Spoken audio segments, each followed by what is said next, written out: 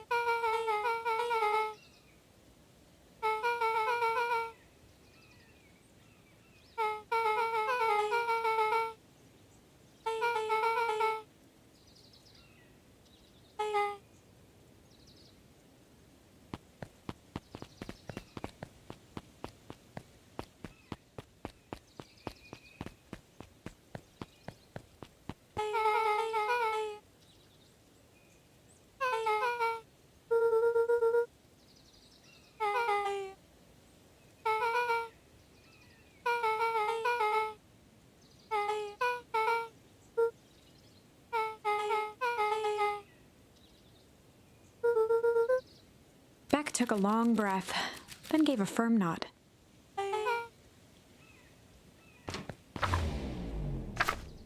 Chapter 4. Dinner with the Moodwills. Ilona Moodwill was worried about change.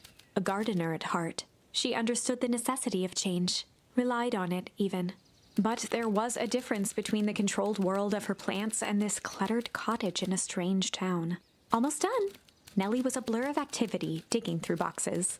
Sorry, love, couldn't find the dishes. We'll have to make do with paper plates. Dinner went by without much conversation. As she watched Beck and Luca finish up their pizza, Ilona let herself relax into the chair. The things she cared about were still here. Nellie finally had the job of her dreams. Beck was beginning to take root. Ilona's task was simply to tend to them. She could do that.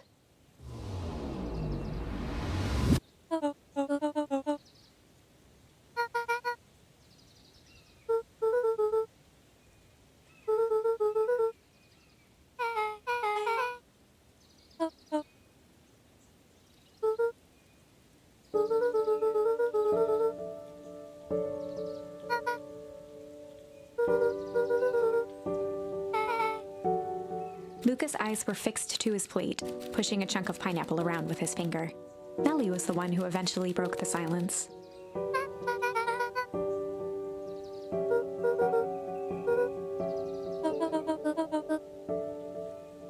Ilona nervously gestured toward the boxes.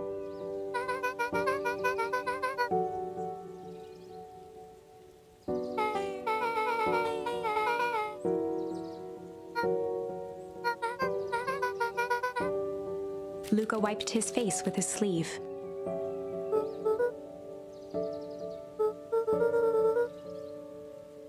Beck gave Luca a swift kick under the table.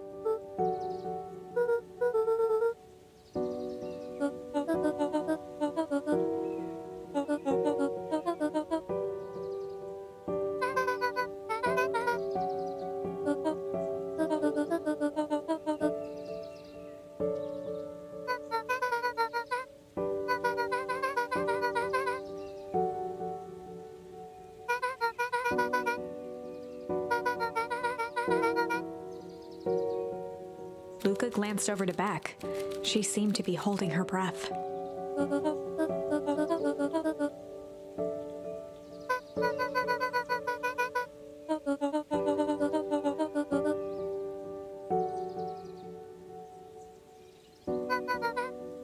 Beck slammed her fist into the table, perhaps harder than she intended.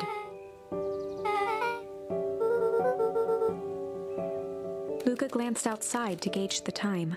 The sky was darker than he expected, filled with ominous clouds.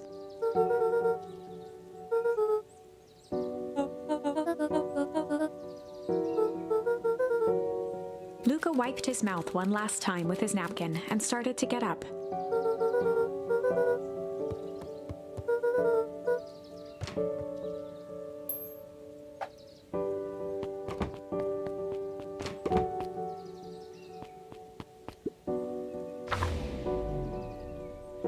Surprised, Luca turned around. He knew Rollo could be prickly around new people, but Beck seemed cool. Rollo would warm up to her eventually, probably.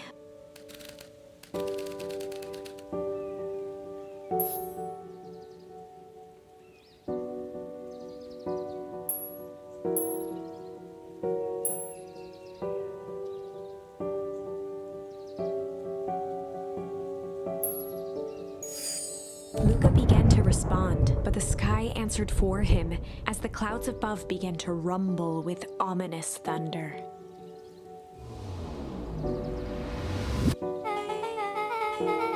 Luca surveyed the roiling clouds.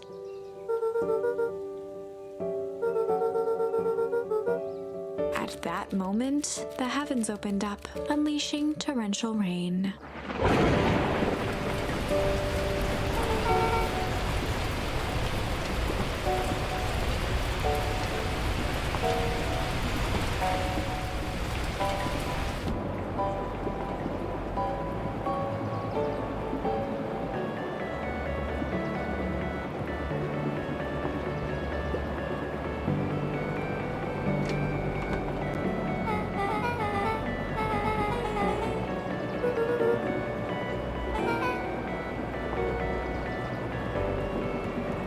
Luca squinted into the eye hole of the microscope.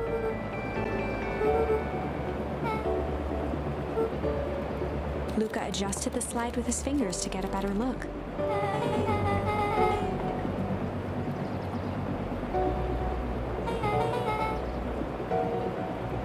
Luca wiped his hand off on his sweater and gave a nervous laugh. Beck looked down, timidly tapping the ladder with her feet.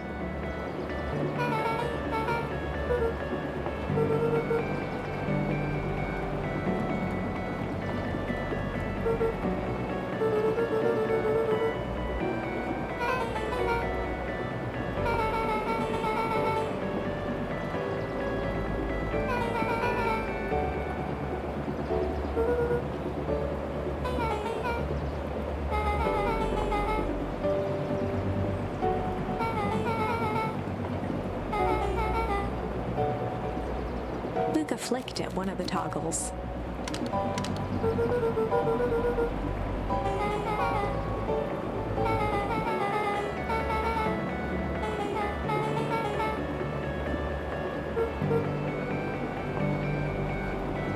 Luca bent down to examine the bouquet of wilting flowers. Judging by the odor, they were well past their prime. He flipped open the attached card.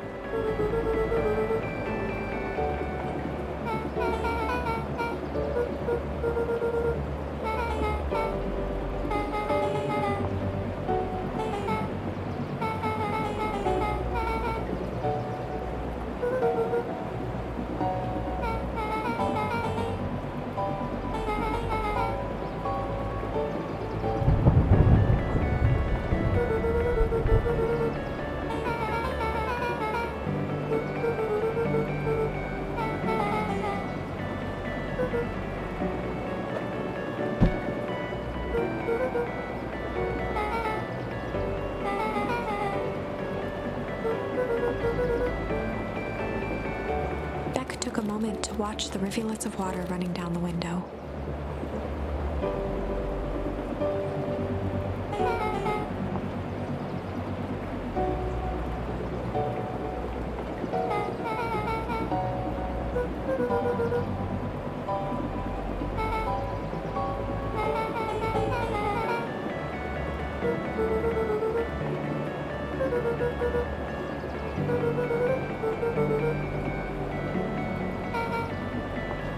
Luca took a deep breath, exhaling slowly.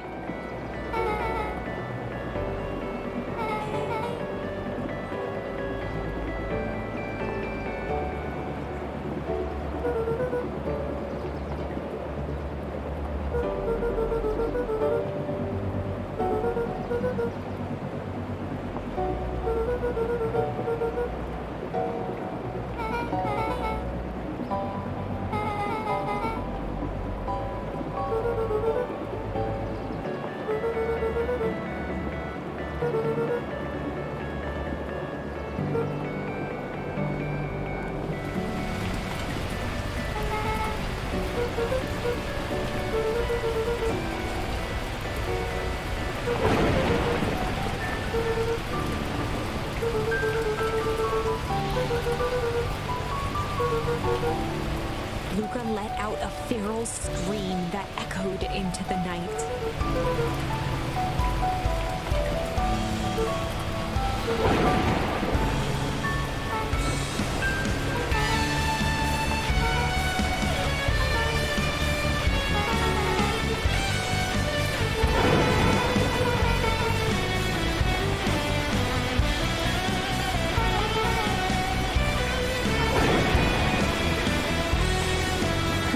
Dropped to a trembling whisper. Beck brushed off her shirt and straightened up.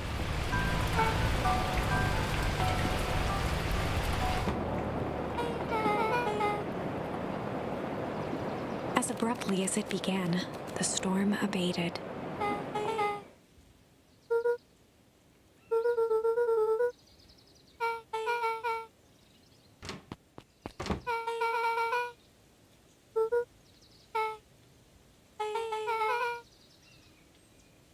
Beck gave Luca a light thump on the arm before heading in. Chapter 5. Friendly Feud. The air was heavy with the hard rain's residue, the smell of wet things. Despite his dreary surroundings, Luca felt at peace. He'd never shared those details about his dad with anyone, not even Rollo. But it's not like this changed anything. Rollo was still his best friend. Adding Beck to the group would help balance things out. Everything's better in threes. This is what Luca told himself as he headed to the treehouse.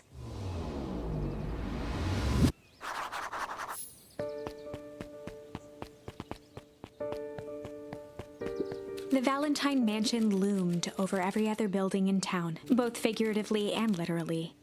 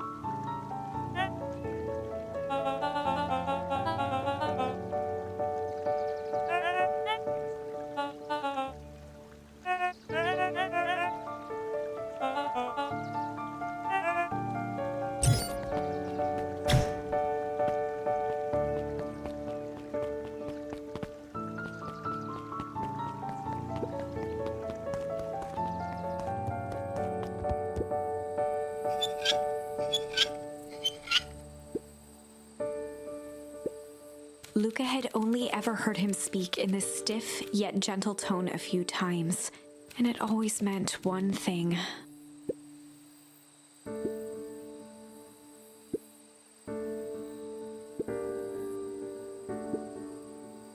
Rollo scoffed.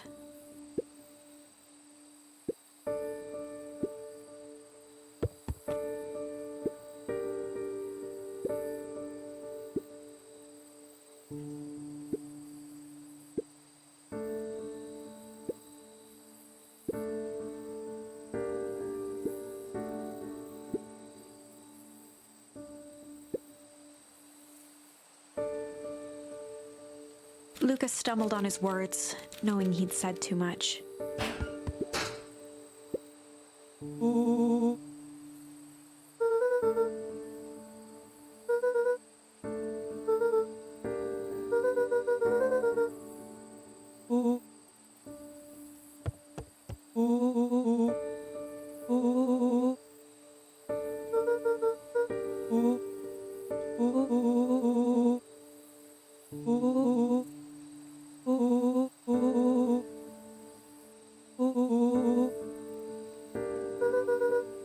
Luca became instinctively angry in response. Both boys were now shouting across the distance.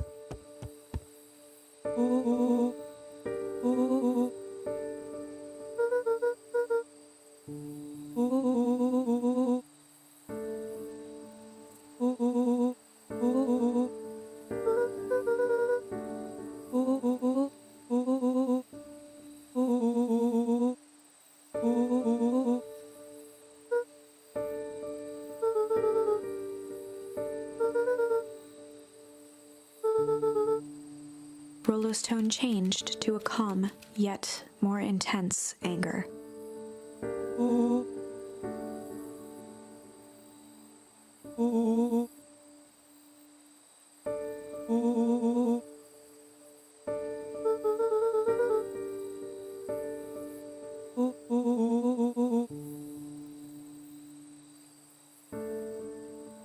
The words hung in the cold night air.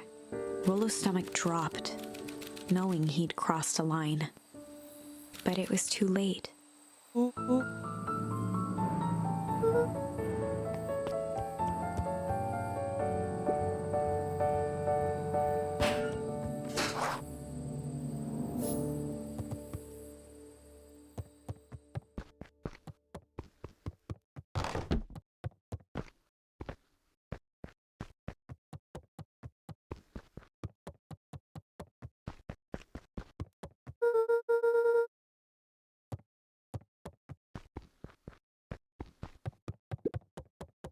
Luca dug through his old stuff, not even sure what he was looking for.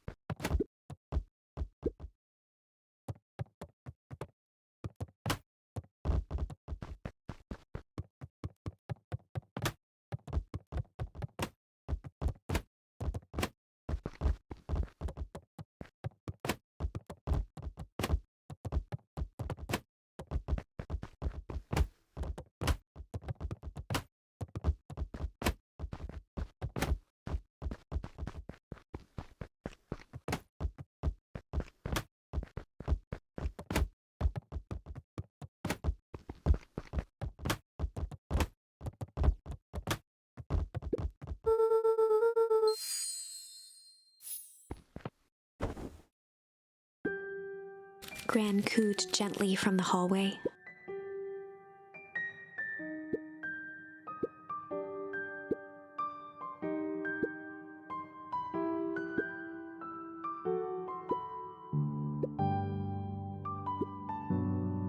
Luca just wanted to be alone. He waited to hear the sound of the front door closing.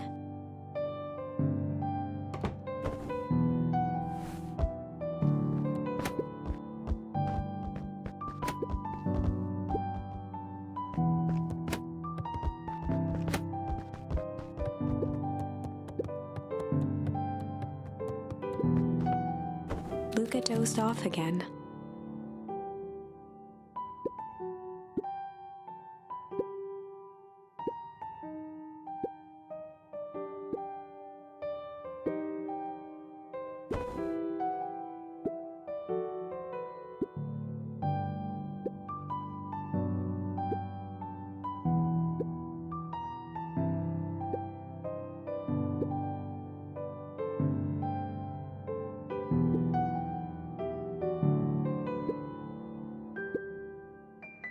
Luca still couldn't bring himself to go out. Besides, if he ran into Rollo, he'd have to actually confront the situation.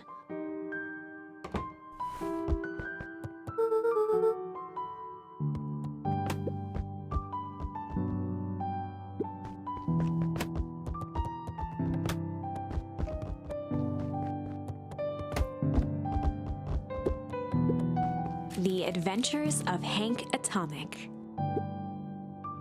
Luca carefully opened the cover and began to read. Rollo had received it for his birthday, a special hardcover edition with behind-the-scenes commentary and bonus art.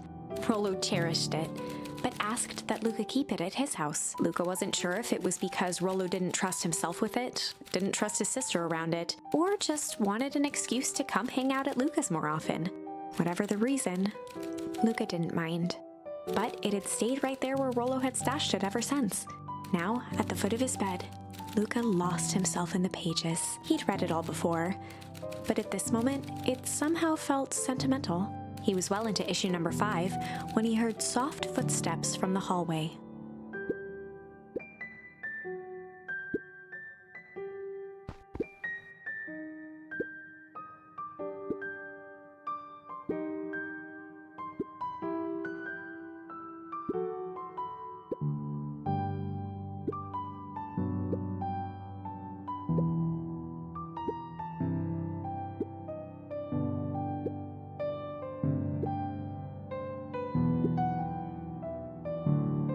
Without realizing it, Luca had pouted away the entire afternoon.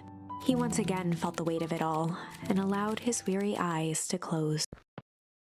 Luca stood in a vast black expanse. He looked up at his father standing beside him. Walt was working a straw at the bottom of a fountain glass, trying to collect the last bits of milkshake.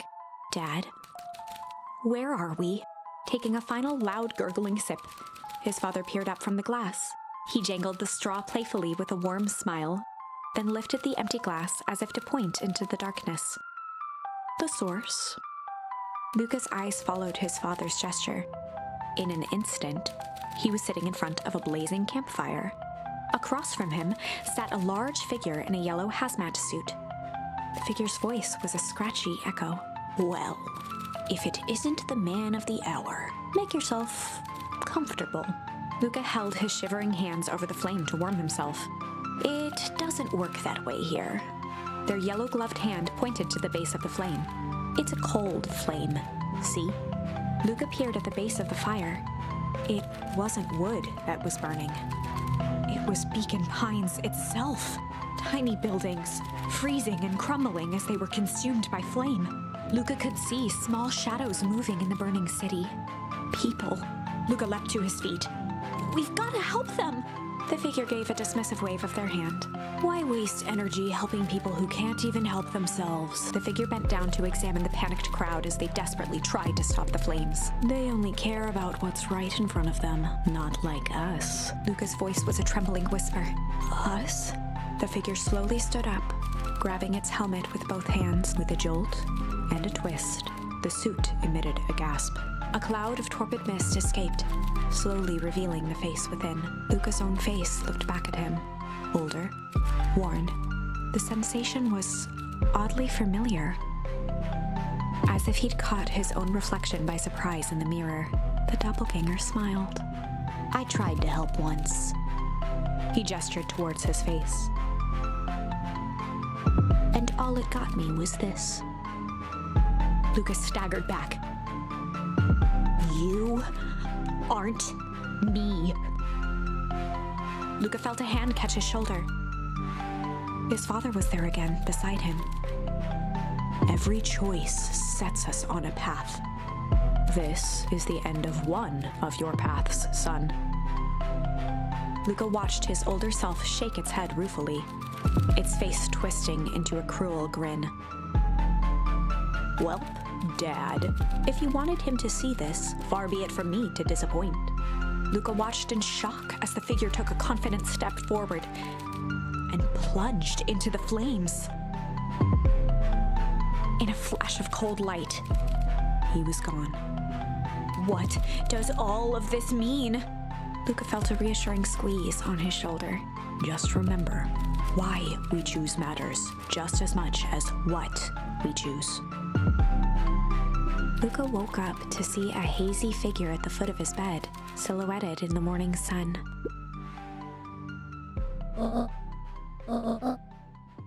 Luca rubbed his eyes.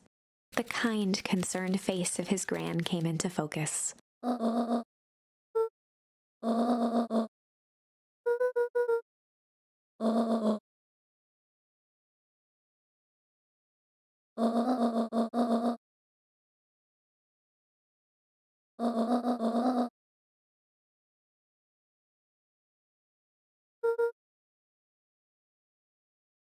Gran silenced Luca with a gentle pat on the leg.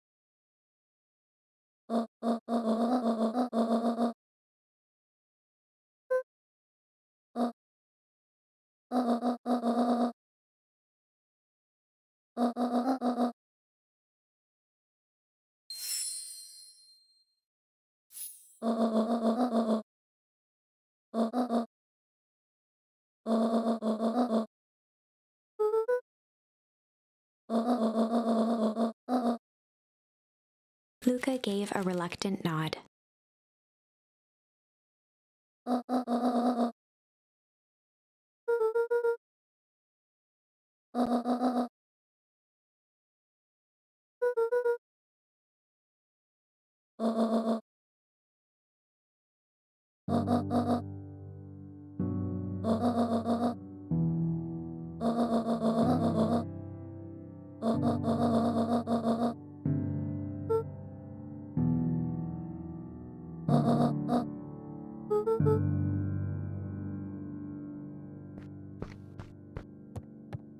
Luca took a deep breath.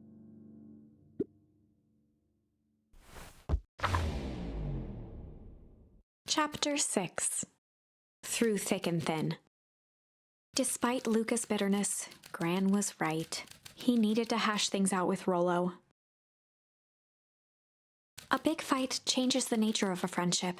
Whether, in the end, it is for the better or for the worse, all comes down to understanding. If one is not careful, the same familiarity that builds the strongest of bonds can become the wrecking ball that shatters them.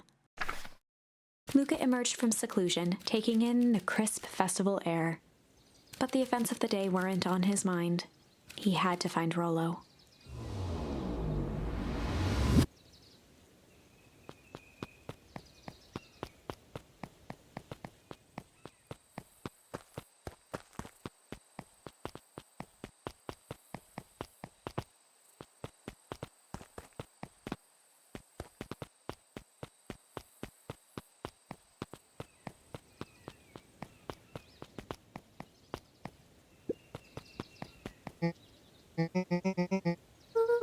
Roxy rolled her eyes, shaking her head.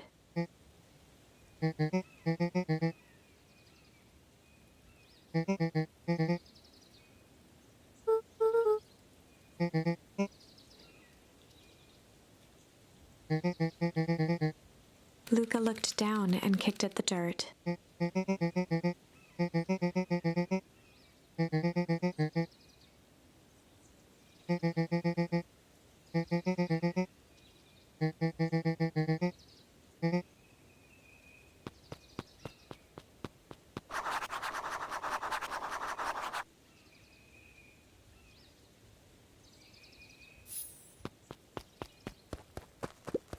The road leading to Beacon Pines was long and uninspiring, a sort of natural barrier for the impatient.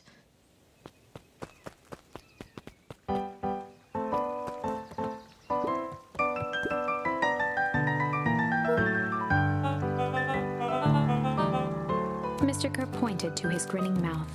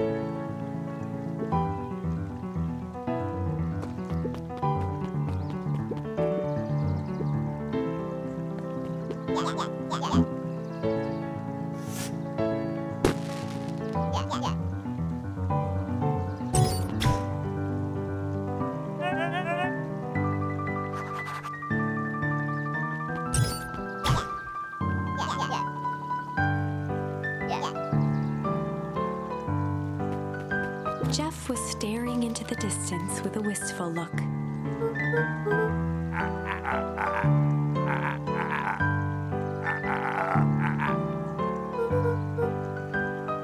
Jeff turned to Luca with a furrowed brow, then gave an understanding nod.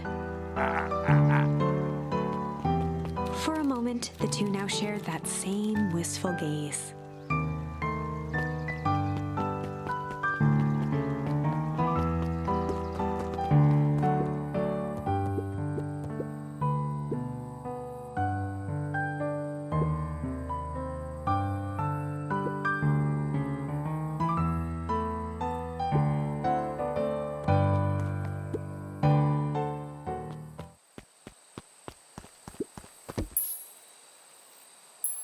Luca stuck a toy stretchy hand on. Those things always get dirty anyway.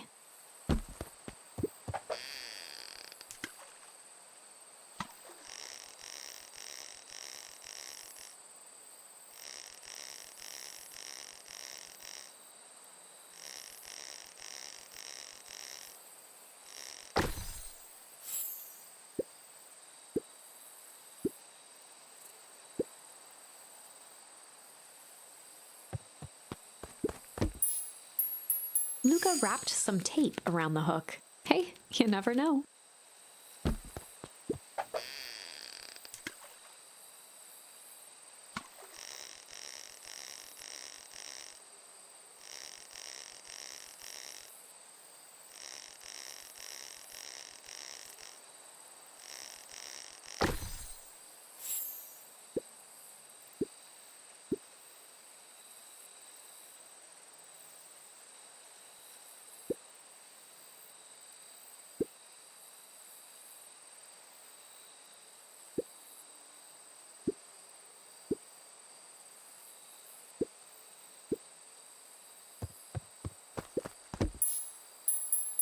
Luca placed a sinker on the line. Sometimes the best stuff is at the bottom of the pond.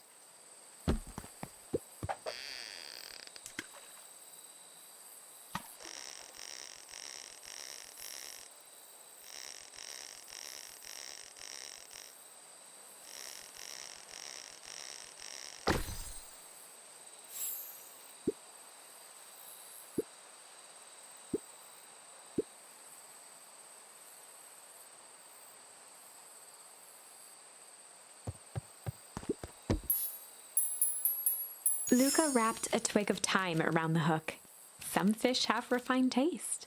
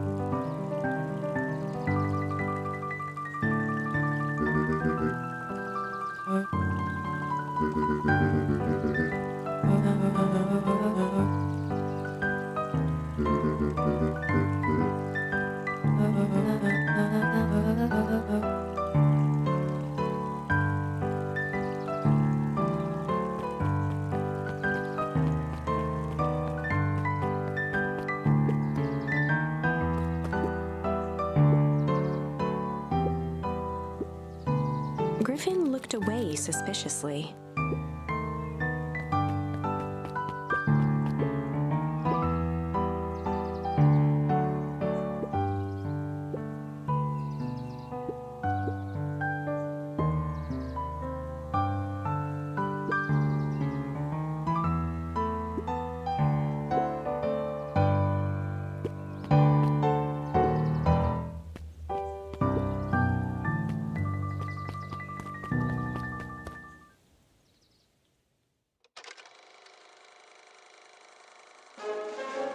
We all know Beacon Pines is a great town. What you may not know is great towns grow from mighty roots. And that is why you cannot tell the story of Beacon Pines without telling the story of one Sharper Valentine. Young Sharper's keen intellect and strong moral fiber led to a grand vision. A vision of a community dedicated to a better tomorrow. In his own words, a better tomorrow is within our grasp, but it requires a singular mind to harness it. Lucky for us, he decided to grow that vision here, in Beacon Pine. And how does one grow a better tomorrow? With fertilizer, of course. Valentine's Fertilizer Company became the lifeblood of a town yearning for purpose. But then tragedy struck, a scientific experiment gone wrong. An accident which took Sharper away from us far too soon. To this day, we struggle to pick up the pieces. But one foul harvest isn't enough to stop the people of Beacon Pines. The spirit of Sharper Valentine lives on. It lives in the hearts of everyone with a dream for a better tomorrow. Together we will follow his example and grow a bountiful future. Paid for by the Valentine family and the Valentine Fertilizer Company Remembrance Fund.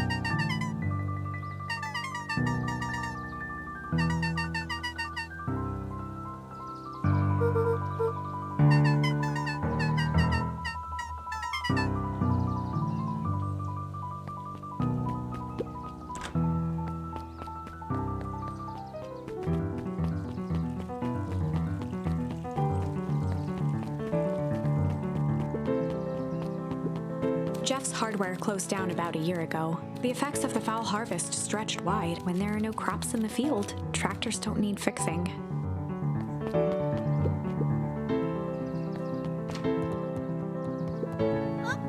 Kato's eyes lit with excitement.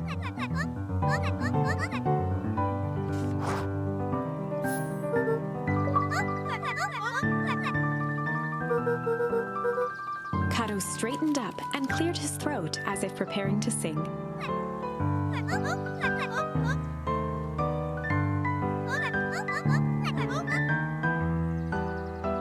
Kato stared at Luca eagerly.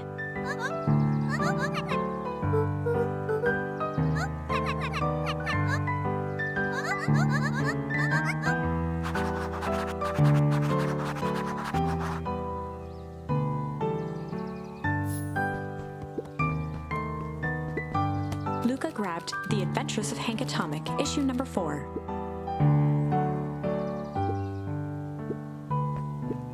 Luca grabbed The Adventures of Hank Atomic, issue number 5, from the shelf. Kato removed his book from the desk and replaced it with Luca's, turning on the lamp. As he slid the book under the purple light, 2 words glowed. The Adventures of Hank Atomic, issue 5. Luca clicked his tongue with recognition.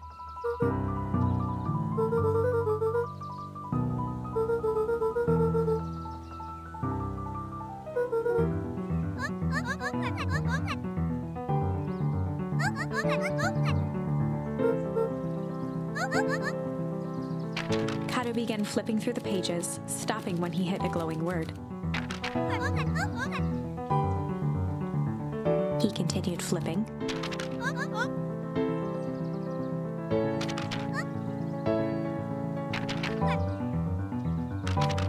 Reaching the end of the book, Kato looked up.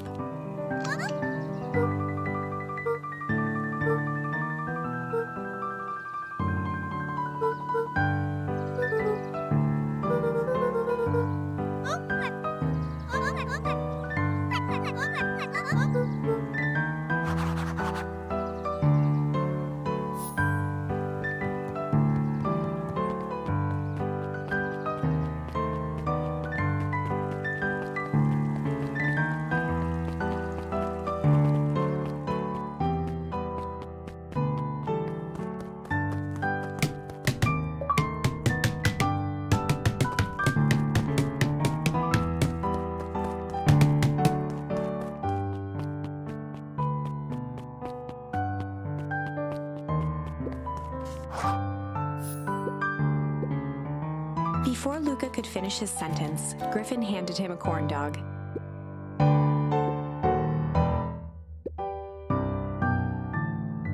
Luca shrugged, taking a sizable bite out of the corn dog.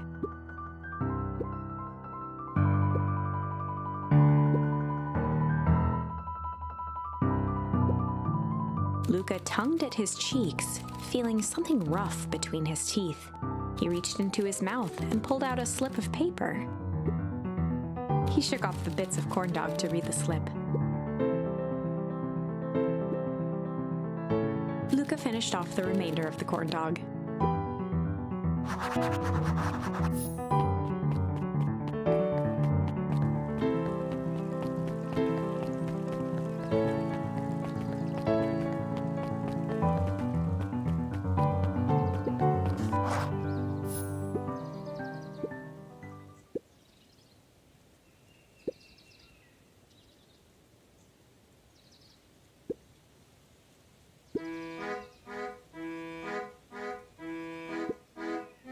Lumi waved his hands around sarcastically as he began.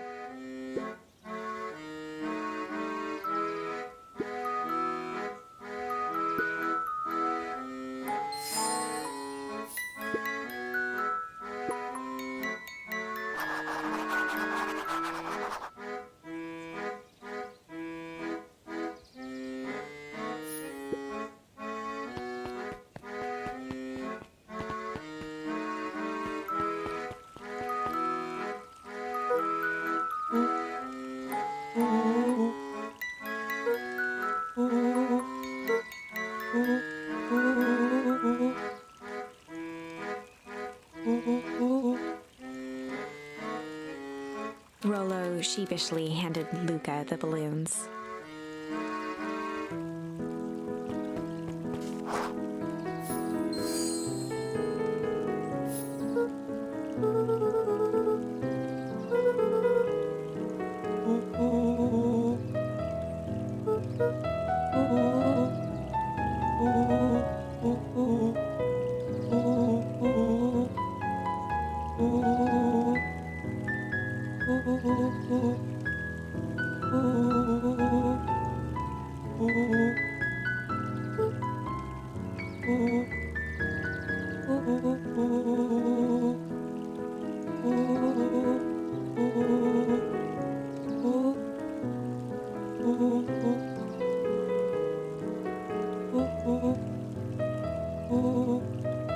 Luca threw himself at Rollo, hugging him as tightly as he could.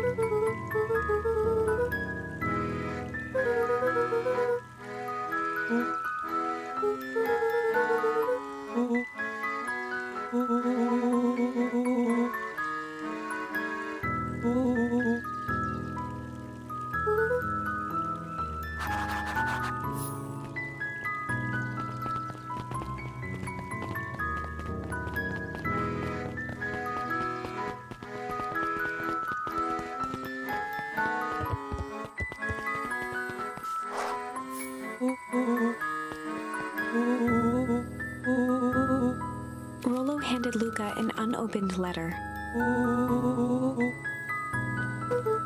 Luca, some things are going to happen that might be difficult for you to understand. If I am honest, I hardly understand them myself. But whatever happens, I need you to know that I love you. None of this is fair to you. You have already lost so much. We both have. I wish there was a simpler way forward. But if there is, I haven't thought of it. God knows I've tried. Everything I've done, I did for you.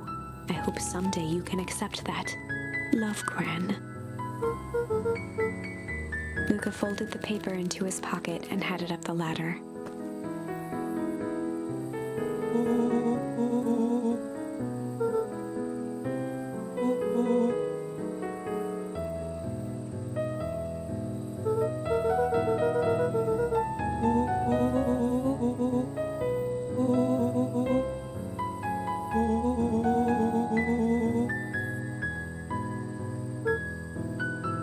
Luca was at a loss for words.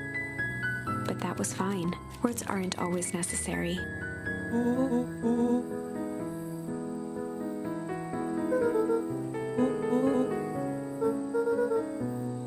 Sadly, this was untrue. A distant rumble shook the treehouse.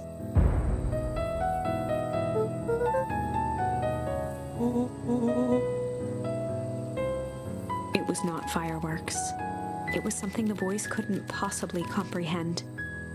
Something as old and cruel as time itself.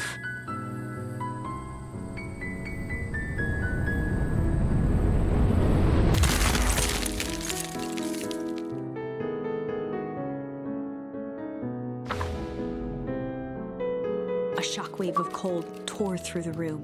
A bitter, unfathomable chill. Before they could react, it encased them in ice. Two boys, reunited by friendship, only to be cruelly separated by a malevolence beyond reason. And so, our story ends on this melancholy scene. In a silent treehouse turned statuary, in a town brought low by its secrets, sits a pair of friends, alone, together, for the rest of time. The end. No, that can't be the ending. It simply can't. I won't accept it, and I hope you won't either. There are more endings, more possibilities. I can feel it. We are just going to have to sort through them all until we find the one that fits.